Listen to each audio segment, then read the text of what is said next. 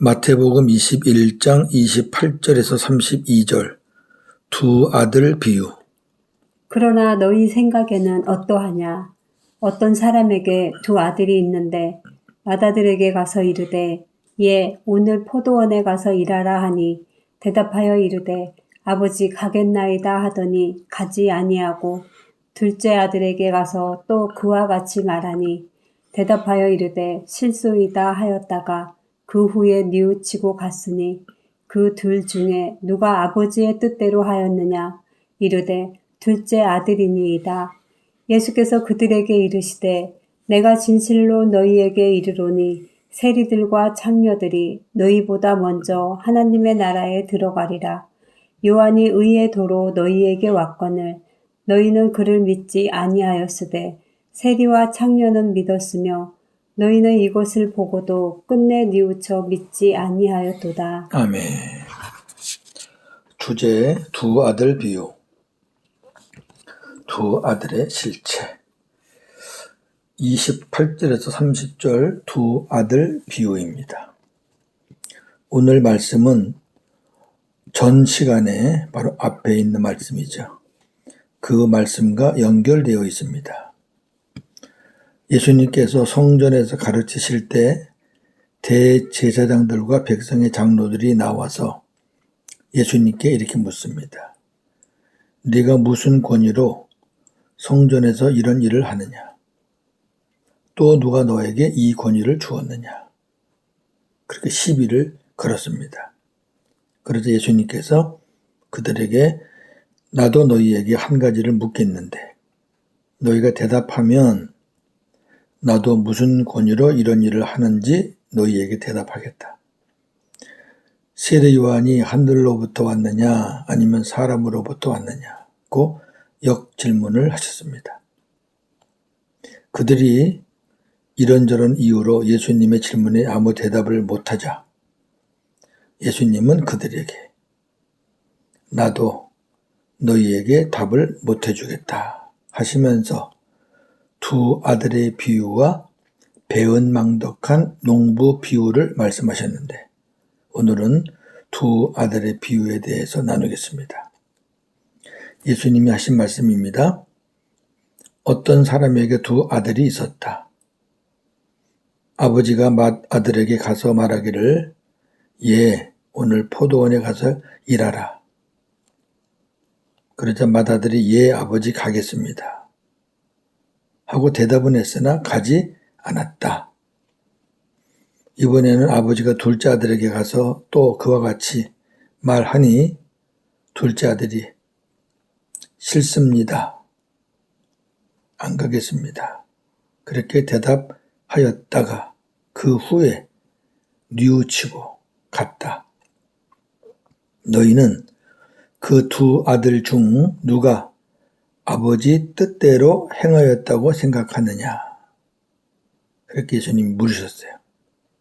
그랬더니 그들이 둘째 아들이라고 대답하였습니다. 여기서 참고로 알 것은요. NIV 또 킹 제임스 버전 표준어 성경 번역 등에는 이 맏아들과 둘째 아들이 바뀌어져 있습니다. 그러니까 맏아들은 싫습니다. 그러고 갔다고 돼 있고 둘째 아들은 예 그러고 안 갔다고 바뀌어 있어요. 그리고 참고하시면 좋겠고 그러나 어떻든 의미는 동일합니다. 31절에서 32절 두 아들의 실체입니다. 그럼 이 두 아들은 누구를 가리켰는가? 예수님께서 그들에게 내가 진실로 너희에게 말하는데 세리들과 창녀들이 너희보다 먼저 하나님 나라에 들어갈 것이다. 요한이 의의 도를 가지고 너희에게 왔을 때 너희는 그를 믿지 않았지만 세리와 창녀는 그를 믿었으며 너희는 그것을 보고도 끝내 뉘우치지 않았고 믿지도 않았다. 그렇게 말씀하셨습니다. 여기 맏아들은 율법을 잘 지켜서 의로워져야 하나님의 나라에 갈 수 있다고 믿으면서 정작 자신들은 율법을 지키지 않는 위선적인 이스라엘 백성들을 가리킵니다. 조금 더 오늘 본문에 입각해서 구체적으로 말하면 마다들은 겉모습은 하나님의 말씀을 지키는 척하지만 회개하라는 세례 요한의 말에 죄를 회개하지도 않고 주님을 믿지 않는 외식자들, 즉 종교 지도자들을 가리킵니다. 지금 예수님 앞에 있는 그 무리들. 둘째 아들은 자신들은 율법을 지키지 않아서 하나님 나라에 갈 수 없다고 믿고 있다가 그때 당시에는 율법을 지켜야 하나님 나라 간다고 다 그렇게 알고 있었기 때문에 이 둘째 아들은 율법도 모르고 또 율법도 지키지 않았고 그러니까 우리는 하나님 나라 갈 수 없다 이렇게 믿고 있었던 거죠. 그런데 예수님을 만나서 하나님 나라에 들어가게 된 이방인들을 가리킵니다. 아멘. 오늘 본문 말씀에 입각해서 조금 더 구체적으로 말하면 둘째 아들은 하나님 말씀에 불순종하며 자기 마음대로 살다가 회개하라는 세례 요한의 말에 회개하고 예수님을 믿은 세리와 창기들을 가리킵니다. 자, 말씀을 정리합니다. 예수님께서 두 아들의 비유를 통해서 하시고자 하는 말씀은 하나님 나라를 자신들이 독점했다고 착각하는 이스라엘 종교 지도자들의 잘못된 믿음과 위선된 행동을 지적하시는 것입니다. 그 사람들은 자기들의 거라 그러죠. 다른 나라는 안 돼요. 자기네 나라가 독점했다는 거죠. 이들은 하나님을 믿었고 메시아에 대한 많은 지식을 갖고 있었지만 그 지식이 올바른 지식이 아니었기 때문에 하나님이 보내신 구원자 예수를 배척하고 믿지 않았고 결국은 죽였습니다. 실제로 이들은 예수님만 믿지 않은 게 아니라 하나님까지도 믿지 않는 사람들이었습니다. 그렇잖아요. 예수를 안 믿는 거는 예수님을 보내신 하나님도 안 믿는 거죠. 요한복음 17장 3절. 영생은 곧 유일하신 참 하나님과 그가 보내신 자 예수 그리스도를 아는 것이니이다. 아멘. 보세요. 하나님과 하나님이 보내신 예수는 같이 믿고 같이 알아야 되죠. 우리는 하나님은 믿지만 예수는 안 믿는다. 그건 가짜죠. 우리는 하나님은 안 믿지만 예수는 믿는다. 그것도 가짜죠. 로마서 10장 1절에서 4절. 형제들아, 내 마음에 원하는 바와 하나님께 구하는 바는 이스라엘을 위함이니 곧 그들로 구원을 받게 함이라. 내가 증언하노니 그들이 하나님께 열심히 있으나 올바른 지식을 따른 것이 아니니라. 하나님의 의를 모르고 자기 의를 세우려고 힘써 하나님의 의에 복종하지 아니하였느니라. 그리스도는 모든 믿는 자에게 의를 이루기 위하여 율법의 마침이 되시니라. 아멘. 많은 지식을 갖고 있어요. 하나님도 알고 또 메시아가 오신다는 것도 알고 다 알아요. 그런데 잘못된 지식이에요. 자기들이 꿈꾸는 메시아를 딱 정해놓고 정치적인 해방자, 경제적인 어떤 해결자 그래놓고 거기에 이제 맞춰서 맞으면 따라가고 안 맞으면 아닌 걸로. 얼마나 잘못된 지식이에요. 그럼 결국 하나님의 뜻을 모르고 자기 뜻대로 하다가 다 망가진 거죠. 구원자를 죽이고 하나님의 심판을 받게 되고 당시 모든 제사는 종교 지도자들을 통해서 진행되었습니다. 그렇죠? 대제사장, 제사장, 서기관들. 이들은 하나님 나라는 제사를 인도하는 자기들과 그리고 제사에 참여하는 자들의 것이라고 가르쳤어요. 그러니까 이스라엘 백성들만이 혜택이 있다는 거죠. 그러면서 제사 의식만을 중요시 여겼습니다. 그래서 모든 제사 다 있잖아요. 번제, 소제, 화목제, 속죄제, 속건제. 그 제물 받아내는 일에만 관심이 많았어요. 오늘날도 하나님께 드리는 예배의 그 의식들은 중요합니다. 예. 그렇다고 천국이 예배를 인도하는 목회자와 예배에 참여한 자들만 들어갈 수 있는 것인가요? 아니죠. 우리가 예배에 참석하는 이유가 있습니다. 첫째는 하나님께 영광 돌리는 거고요. 하나님께 영광을 돌리고 그 다음에 주님이 주시는 말씀에 순종하기 위해서입니다. 아니 순종 안 할 것 같으면 뭐하러 가서 말씀을 들어요? 예? 듣기 위해서 순종하는 거잖아요. 아니 순종하기 위해서 듣는 거잖아요. 예.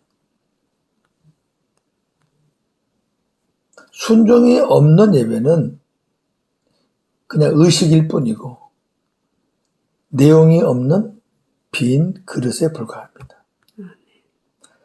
사무엘 선지자가 하나님 말씀에 불순종하면서 형식적인 제사를 드리려고 했던 사울에게 순종이 제사보다 낫다 이렇게 말했던 것을 우리가 기억합니다. 사무엘상 15장 22절.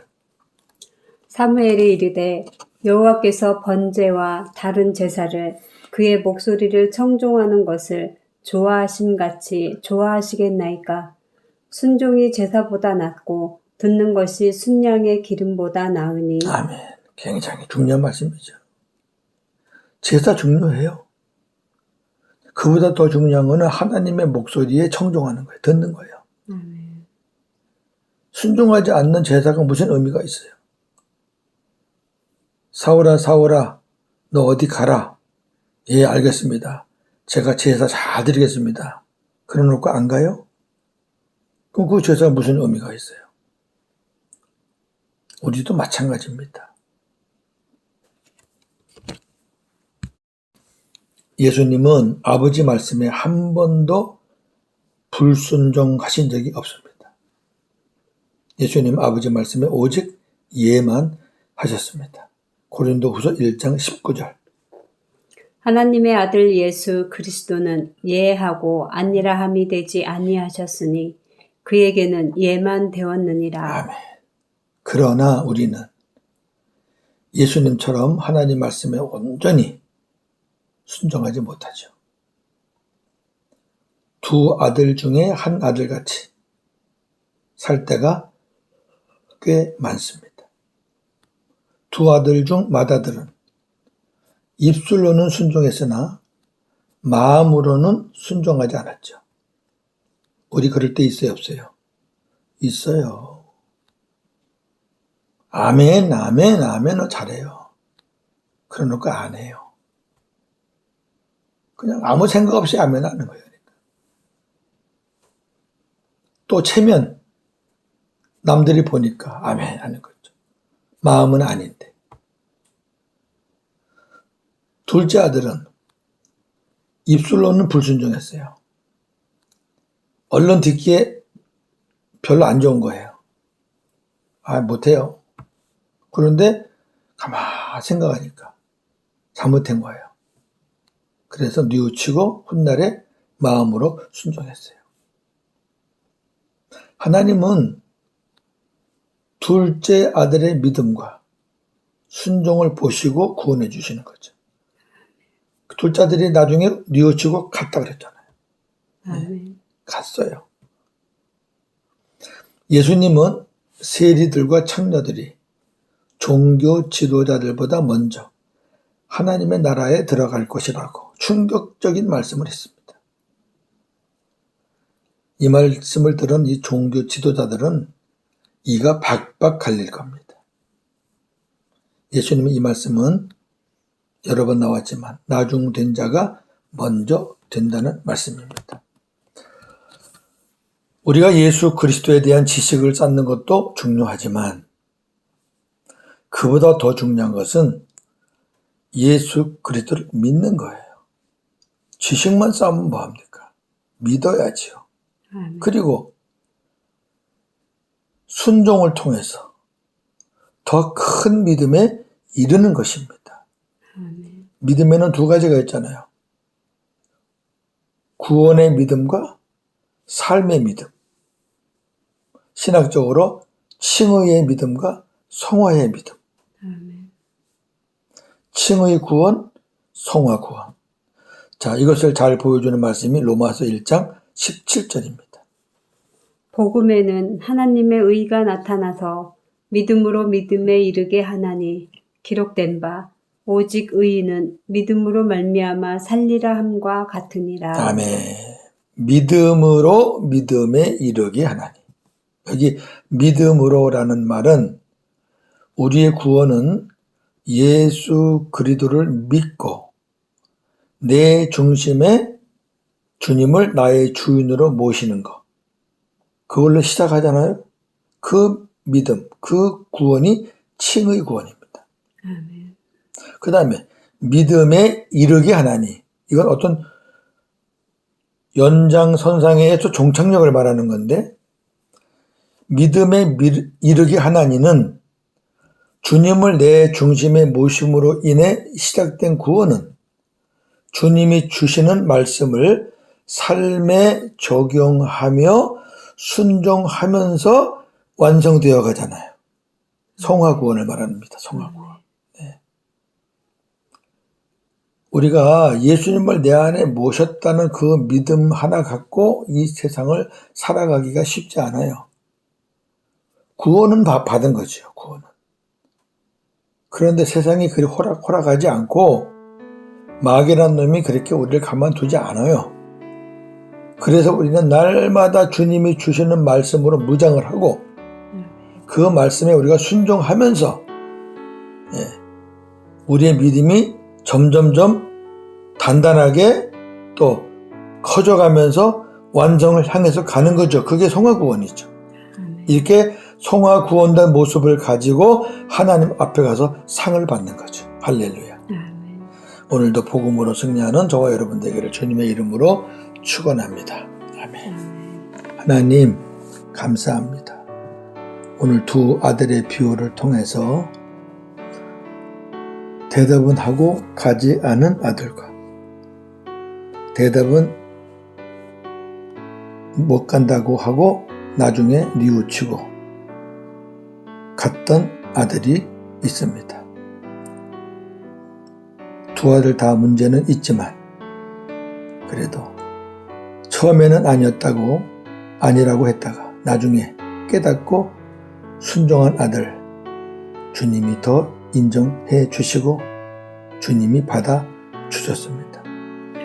하나님, 우리는 혈통적으로 보면은 우리는 둘째 아들에 속합니다.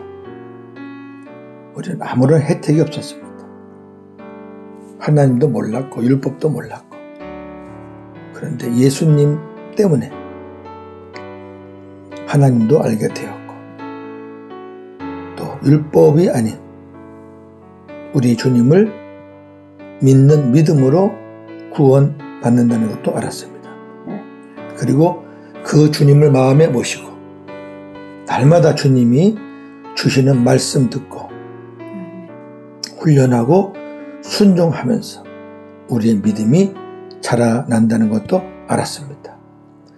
예수님은 하나님 아버지 말씀에 한 번도 불순종하지 않으시고 오직 예만 하셨지만 우리는 그렇지는 못합니다.